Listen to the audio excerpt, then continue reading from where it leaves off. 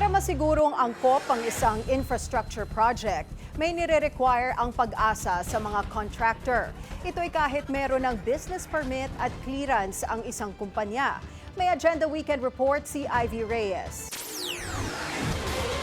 Hindi lang business permit ang clearance na required sa mga contractor. Ayon sa State Weather Bureau Pag-asa, bago magsimula ang isang infrastructure project, dapat mag-request ng datos ng Rainfall Intensity Duration Frequency o RIDF ang contractor para masigurong angkop ang proyekto sa pangangailangan ng lugar.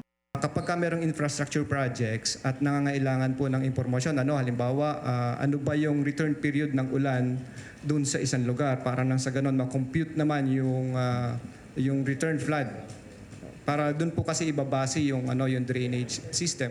Kahit kailangan ng clearance na ito sa mga unang yugto ng proyekto, wala na umanong follow-up inspection mula sa Pag-asa dahil nasa Department of Public Works and Highways naman daw ang mandato pagdating sa project design. Ang problem po is limited lang din ang personnel ni Pag-asa. Halimbawa, ang aming Hydrometeorology Division, we only have 45 personnel.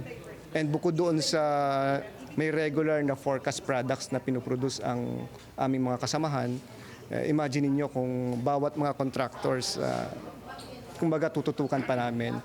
Sa ngayon, hindi pa raw makapagbibigay ng detalyadong impormasyon ng Pag-asa kung sino-sinong mga contractor ang sumunod sa kanilang mandato dahil na rin sa privacy laws. Pero maaari raw silang magbigay ng numero kung ilan sa mga ito ang nag-request para sa kani-kanilang proyekto. Para sa Agenda Weekend, Ivy Reyes, Billionaire News Channel.